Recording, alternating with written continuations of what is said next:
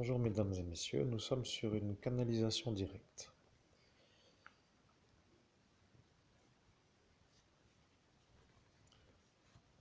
Nous sommes aujourd'hui le 8 septembre 2022, 9h25. Nous faisons une courte pause dans notre future existence de médium performant parce que nous luttons sur les dernières nuisances de la nuit du 17 au 18 mai 2017. Il faut le dire parce que vous qui étiez là, vous savez que c'est ça. Il faut le dire parce que vous étiez là pour entendre. Nous devons le dire parce que vous avez laissé faire. Il faudrait comprendre que se passe-t-il avec ma vie. Je vais vous dire ce qu'il se passe avec ma vie. Nous sommes le 17 mai 2017 dans la rue du Pont des Morts de la ville de Metz. Une simple sortie, voulant être une soirée de détente pour être en état de démarrer une activité de photographe, après une bonne bringue, pour dire une bonne... Je ne sais plus comment me faire comprendre après tout. Je vais recommencer à expliquer, mais ça devient pénible. Une soirée pour se faire la tête à l'envers pour dire que maintenant on peut démarrer une activité autre que de faire rien du tout. Je ne sais pas si vous comprenez la phrase que je viens de dire, je vais encore vous redire la phrase. Une soirée pour se détendre avec l'énergie de vouloir se détendre, avec le besoin de se détendre pour être le jour suivant en état d'être détendu et enfin prêt pour démarrer un autre projet. Cette phrase me semble correcte.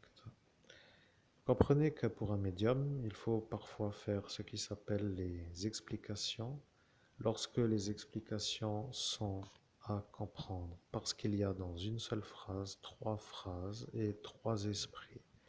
L'esprit de celui qui ne comprend pas la troisième, l'esprit de celui qui ne comprend ni la première ni la troisième, et l'esprit de celui qui ne comprend pas la deuxième et la troisième.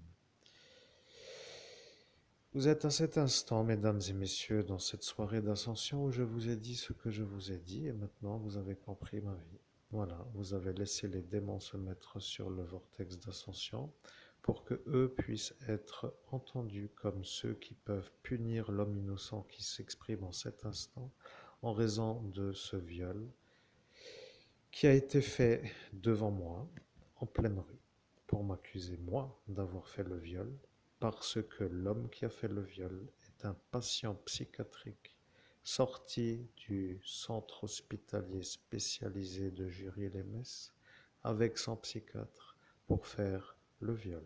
Voilà, je fais court. Merci de comprendre que maintenant vous avez la stratégie qui était de faire cela pour que eux soient d'abord sur la présence du lieu. Je recommence l'explication.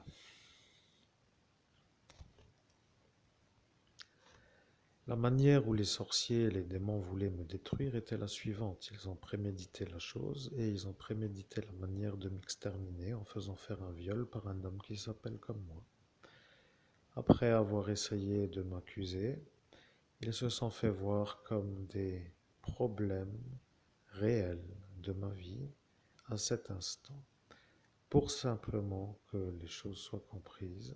Lorsque moi qui suis en train de parler, au nom de Jésus-Christ, cher public, la clochette sonne, je fais une pause, il est 9h30, parce que la clochette ne doit pas interférer mon message et je choisis de faire trois petites courtes respirations avant de continuer à diffuser le message, parce que cette cloche est une source qui pirate moi, le médium. Bon, c'est un peu mystérieux pour ceux qui ne sont pas dans la profession, mais il y a des sources qui piratent les médiums. Oui, ça existe, et pour vous qui ne comprenez pas, donc je ne vous demande pas de faire le parcours de ceux qui doivent comprendre, admettez simplement que c'est simple à subir, vous voyez. Vous attendez que je respire 3 coups et puis finalement je reprends la conversation. C'est abouti.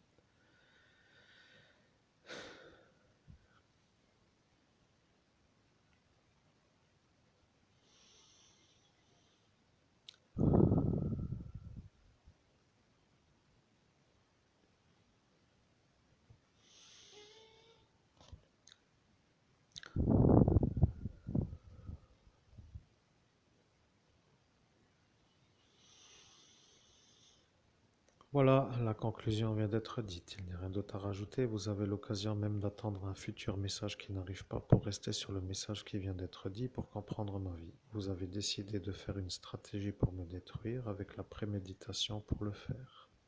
Tout cela était là et tout cela sont venus pour ça. Comprenez que pour moi qui est sorti seul sans vous, devenant à cet instant un problème parce que lorsque j'ai découvert l'enfant Estelle Mouzin, je précise parce que le ministre Jean-Yves Le Drian n'aime pas trop, mais il sait que je suis trop performant et il sait que je suis tellement performant que si je commence à faire des recherches, comme il a dit ce soir-là, ce sera l'occasion pour la profession d'être humiliée par un homme qui n'est pas dans la profession. Je précise qu'à mon niveau, ce n'est pas l'objectif, mais bon, après tout, un don de médium est un don de médium. Pour celui qui sent un peu dans le travail qui n'est pas le mien, ceci n'est donc pas mon travail, et mon travail étant pas le leur, ceci est le mien. Voilà, c'est aussi ça, être un médium performant. Je suis bien entendu heureux de vous retrouver, mesdames et messieurs, parce que à cet instant, la nuit du 17 au 18 mai 2017,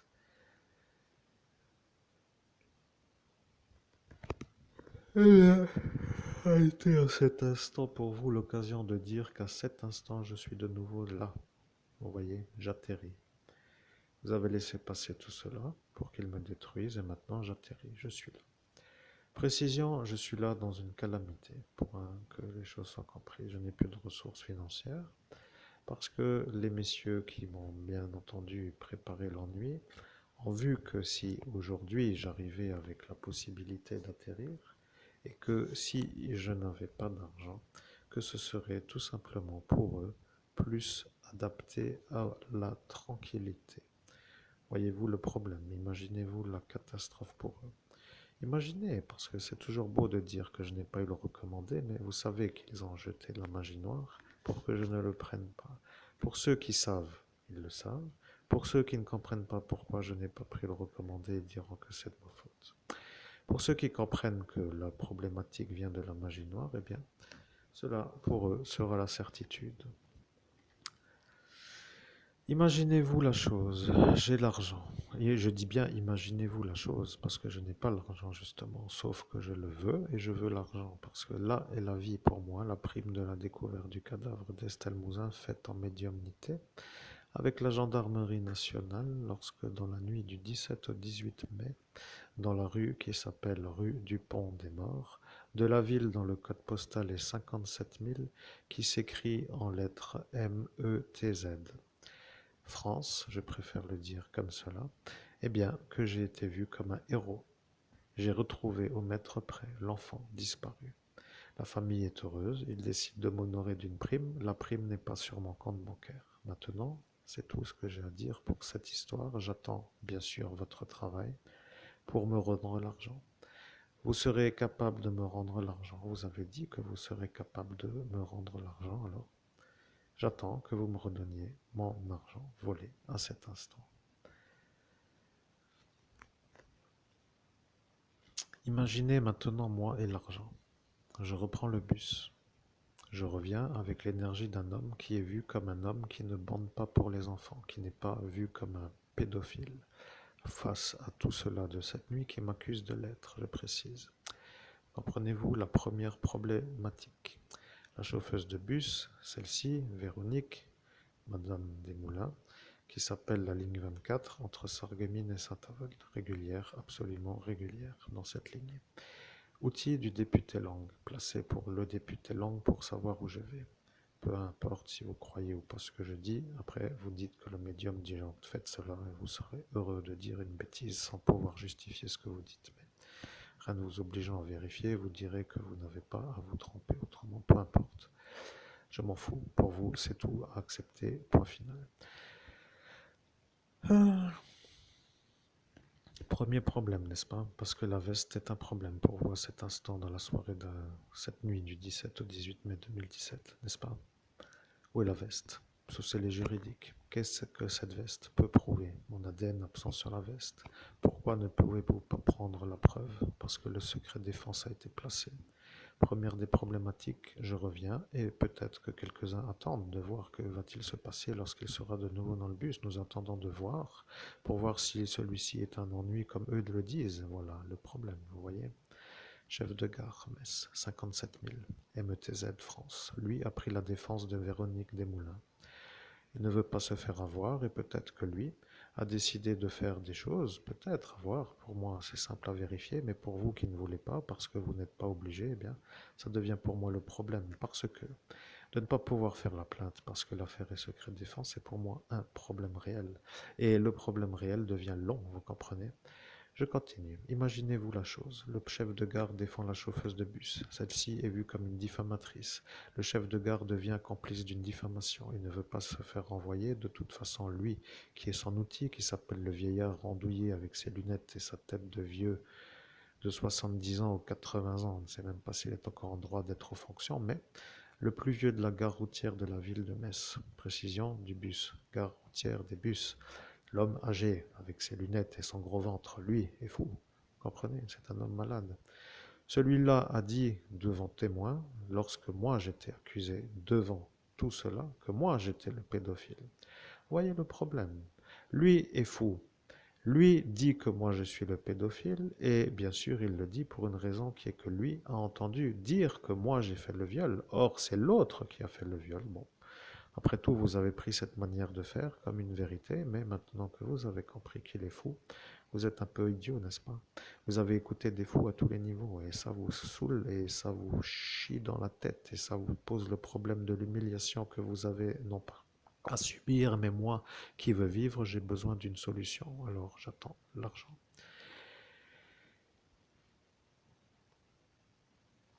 Que faire avec cette histoire maintenant? Je pose la question parce que l'argent est pour moi et vous ne voulez pas le rendre. C'est ce que vous avez dit. Vous avez dit que vous ne voudriez pas le rendre parce que vous êtes en droit de ne pas le rendre. Alors vous, vous dites à cet instant que vous êtes en droit de ne pas le rendre.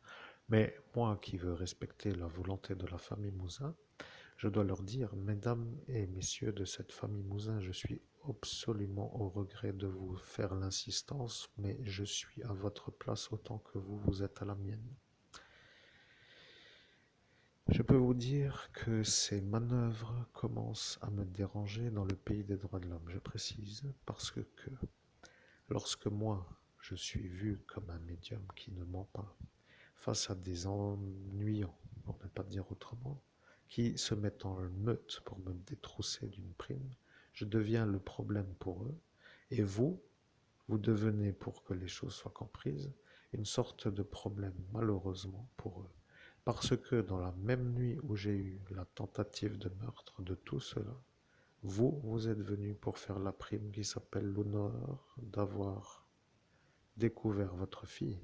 Et le problème avec cette manière de faire, c'est que je vois pourquoi ils ont décidé de ne pas rendre l'argent. Ils savaient à l'avance que le ministre Jean-Yves Le Drian allait mettre le secret défense par insistance, parce que la juge de là a dit qu'elle n'avait pas envie, mais qu'elle avait l'option de dire non. Et le ministre a disjoncté. Il s'est énervé et le juge Robert Martin a mis le secret défense à la place de la juge de là. Voilà pourquoi le secret défense est là. Le problème, c'est que maintenant que eux ont dit qu'il y aura le secret défense, parce qu'ils l'ont fait, ils ont dit qu'après avoir mis le secret défense, qu'il fallait faire ce qui s'appelle la nuisance de fin. Je dois vous dire que d'être harcelé par des harceleurs est déjà malheureusement malheureux. Mais d'être harcelé par des harceleurs dans des fonctions à responsabilité comme juge, comme policier, comme capitaine de gendarmerie nationale, comme malade psychiatrique, je précise que pour l'instant, je mets tout là-dedans et qu'après vous tirerez qui a tiré les ficelles, parce que vous savez qui a tiré les ficelles, vous comprenez? Vous avez toutes les explications. Mais rappelez-vous, je suis en train, vous, mon cher public, de vous donner l'explication de ma vie depuis 5 années. Depuis 5 années, nuit et jour. Certains disent, je suis trop sur Internet, mais certains ne savent pas ce que j'ai enduré. Certains ne comprennent pas pourquoi je suis tellement sur Internet, mais je dois vous dire, je suis sur Internet parce que je suis un médium. Je suis sur Internet parce que, en dehors de la nuisance que cela m'en fait, je serais déjà vu comme un héros qui pourrait être tellement sollicité que son agenda devrait mettre de la place pour dire à 2 mois d'intervalle pour avoir un rendez-vous pour le consultant. Vous comprenez, j'ouvre un agenda et je dis le prochain rendez-vous est dans 2 mois. Ça, pour moi, était à cet instant le futur. Vous avez détruit ma vie. Vous me moquez parce que vous êtes en droit de vous dire supérieur par votre supériorité. Maintenant, je vais vous dire, la gendarmerie nationale commence à comprendre que moi, Christophe Albert, suis le prêtre exorciste qui a fait la lutte pour rester en vie et qui a survécu au meurtre. Bien sûr que pour le ministre, ça n'est pas du tout ce qu'il aime, mais de dire que le témoin s'appelle gendarmerie nationale devient pour la police nationale une certitude. Ce qui veut dire que, pour être compris, ceux-là qui sont de la police nationale deviennent pour la gendarmerie nationale la certitude. Vous comprenez, il y a deux certains. Ce qui veut dire un et l'autre. Le problème avec ce que je dis, c'est que pour l'instant, vous, au public, vous ne comprenez pas mon langage parce que vous ne comprenez pas la direction dans laquelle je vous amène avec cette phrase. Et c'est pour ça que je vous fais faire l'audition de l'explication pour qu'après vous vous disiez que finalement cet homme s'exprime d'une manière compréhensible et qu'il suffit d'écouter. Voilà le problème. Il suffit d'écouter. Tout simplement, il suffit d'écouter. L'écoute est dans le monde où nous sommes le problème. Plus personne n'arrive à écouter. Alors les gens qui écoutent commencent à comprendre que parfois ça peut être long et quand ils ne sont plus en état d'écouter, ils coupent et ils disent oh ben de toute façon on n'a plus besoin d'écouter parce qu'on n'a plus besoin. Ils ne savent même pas pourquoi. Il arrive un moment une névrose qui s'appelle la névrose de la non-possibilité d'écouter. Vous êtes psychologue? Vous êtes psychiatre. Parfait. Bienvenue dans ma vidéo. Je suis le meilleur médium de ce pays France. Après tout, appelons-le France, c'est le pays des droits de l'homme. Maintenant, vous êtes là. Vous êtes vous, psychiatre, dans le pays des droits de l'homme? Ah, bonjour. Comment allez-vous? Je suis Monseigneur Christophe Albert, évêque de l'Universelle Fraternité, fondée par l'abbé Julio. Je suis le survivant de l'attaque terroriste que vous avez établie avec préméditation sur ma vie lors de la nuit du 17 au 18 mai 2017 dans la rue du Pont des Morts, comme déjà dit, de la ville dont le code postal est 57 000 et qui s'écrit METZ. Voilà, pour faire court, après vous penserez que vous voulez peut-être ne pas trop être dérangé. Peut-être que vous ne voulez pas trop subir les humiliations. L'homme qui vous parle se pose des questions. Doit-il disjoncter pour que vous ne soyez pas condamné? Et si c'est la stratégie pour ne pas être condamné, pour ainsi que cela soit compris, parce que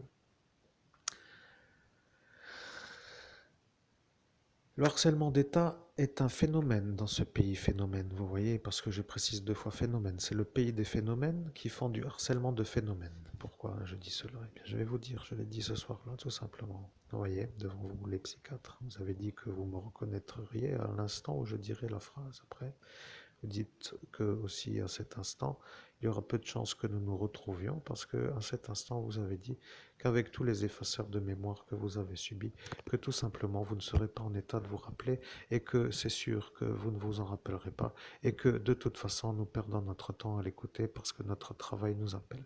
Bonne nuit, merci, au revoir et à jamais.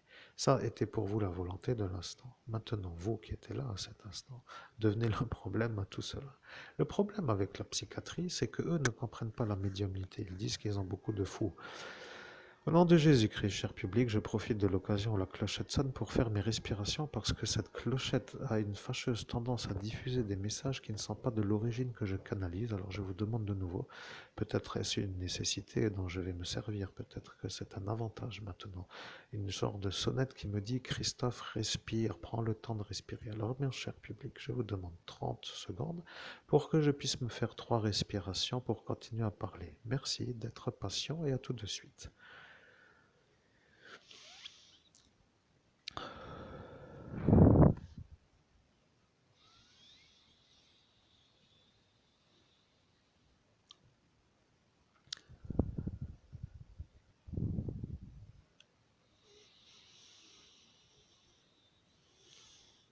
Nous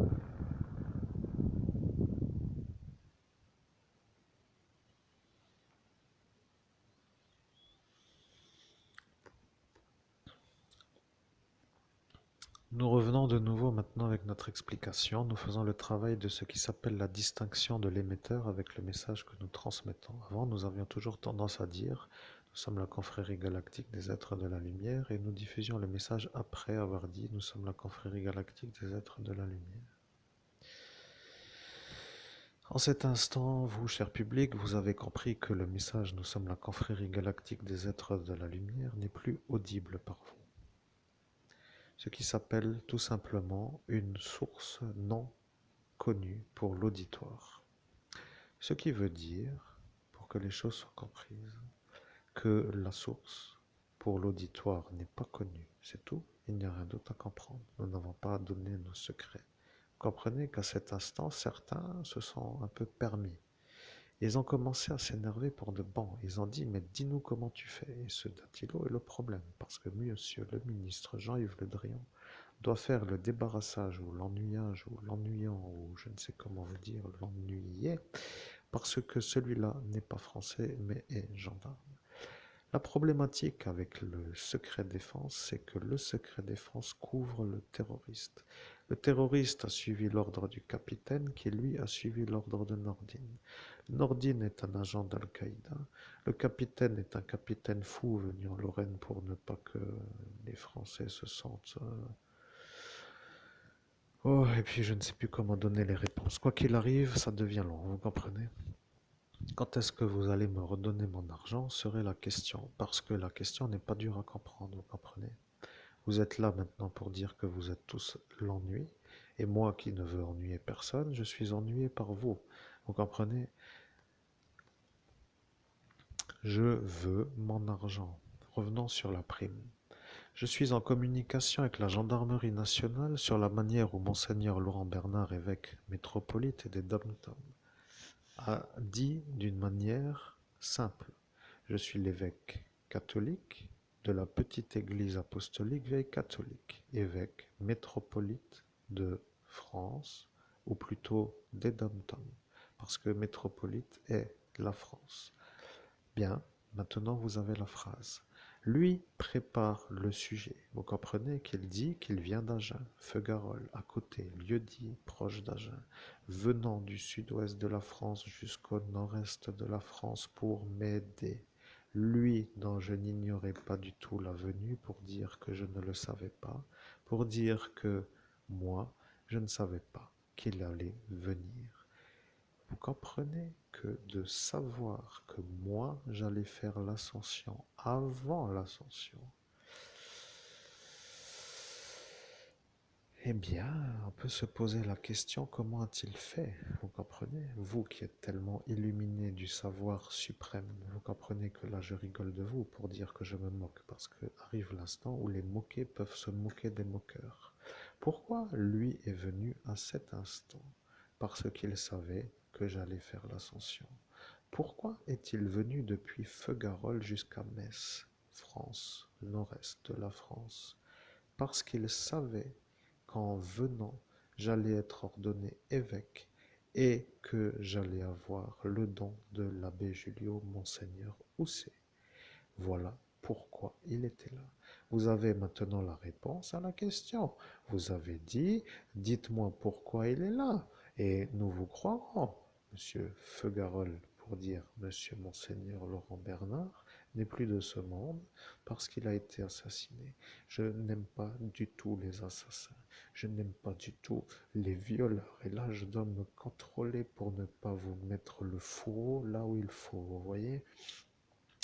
Je commence à me demander si vous aimez votre vie dans l'instant, parce que moi qui diffuse un message simple à comprendre, se pose la question. Y a-t-il dans cette vidéo un endroit que vous ne comprenez pas? Si vous ne comprenez pas la vidéo, n'hésitez pas. Mettez en commentaire l'endroit que vous voulez que j'éclaircisse pour que moi, je puisse vous éclairer à l'explication qui est nécessaire pour que vous puissiez comprendre, et je le ferai d'une manière gratuite, d'une manière sans que vous soyez obligé de payer. Voilà, c'est ça la vérité que moi je peux vous dire. Maintenant, Monseigneur Laurent Bernard, évêque métropolitain des Dom-Tom, venu de Feugarolles jusqu'au nord-est de la France, faisant plus de 1000 kilomètres pour venir me rejoindre, alors qu'il ne savait même pas que j'allais être là, parce que lui savait que j'allais être là. Voilà la beauté, n'est-ce pas? La police nationale l'a pris pour un homme qui prenait de la cocaïne. Ils ont vu un homme maigre. Ils ont commencé à se poser la question d'où vient la poudre à ce Stéphane. Vous comprenez, le fils à ce langue, pour être clair. L'homme qui avait son problème. Vous voyez, lui. Je précise que vous ne voulez pas à cet instant me dire, Monsieur Albert, nous vous rendons l'argent de la prime de la découverte du cadavre d'Estelle Mouzin sur la manière où nous sommes sûrs que c'est vous qui avez fait la découverte. Cet argent qui doit vous revenir est la volonté de la famille Mouzin. Tenez, encaissez. Si vous l'avez fait, nous dirons que vous avez encaissé l'argent et nous serons à cet instant des gens qui auront respecté la volonté de la famille de l'enfant disparu. Vous comprenez? Bien. Je vais dire que nous faisons sur cette courte interruption l'upload, parce que moi, qui suis ici, je dois dire que l'auditoire n'en peut plus de mes vidéos. Ils ne comprennent pas pourquoi je passe autant de temps. Ils ne comprennent pas pourquoi. Eh bien, je vais vous dire, je suis l'homme le plus effacé de France. Ce pays des droits de l'homme, magnifique pays, selon le papier, selon certains. Ceux-là qui se pavanent d'être tellement heureux d'y être. Le pays des droits de l'homme.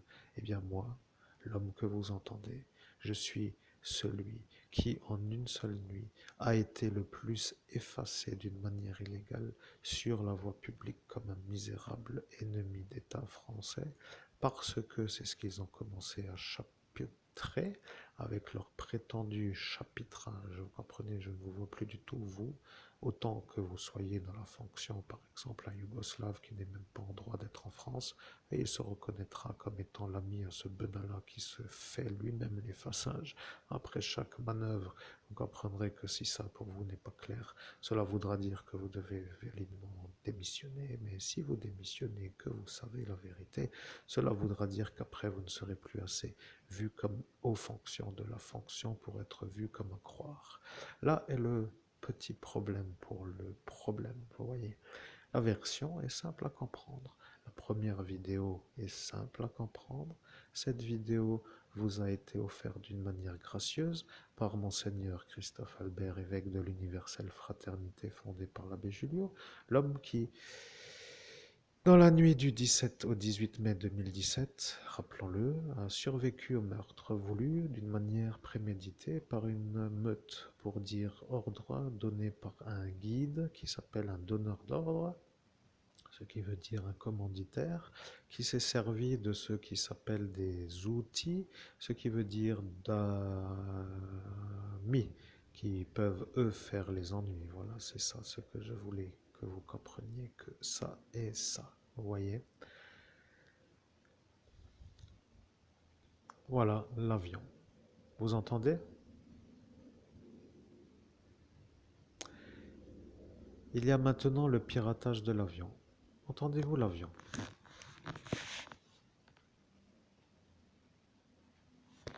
Bien. Il n'y a rien d'autre à comprendre. Celui-ci fait des messages à certains qui doivent comprendre et pour qu'ils sachent que lui, dans cet avion ou dans cet hélicoptère, diffuse un message. Bon, je vais interrompre cette manière de parler parce que les novices de la médiumnité, qui sont la majorité de mon public, ne peuvent pas comprendre ce message. Les experts dans la médiumnité qui ne sont peut-être pas à l'écoute comprendraient, mais n'étant pas trop invités à choisir d'options ou d'options, ce qui veut dire que de quoi qu'il se fasse, il ne se passera rien. Nous interrompons la vidéo. Il n'y a plus rien à rajouter. Ceux-là veulent diffuser un message jusqu'à ce que nous recommencions une autre vidéo. Ce qui veut dire que pour l'intérêt de l'auditoire, je dois interrompre cette vidéo pour relancer une seconde vidéo dont le sujet sera la continuité qui aura pour thématique allez-vous me rendre l'argent et sinon pourquoi ne pas faire une façon correcte d'être vu comme des voleurs d'argent. Ça ne veut rien dire, n'est-ce pas? Mais moi, à ma façon, ce que je veux que vous compreniez, c'est que si cette phrase ne veut rien dire, c'est que toutes les autres veulent le dire. Et se dire veut dire quelque chose. Et vous êtes là, et moi je suis là, et j'attends l'argent, et eux veulent que je l'ai, et vous savez que je ne l'ai pas, et eux... Hmm.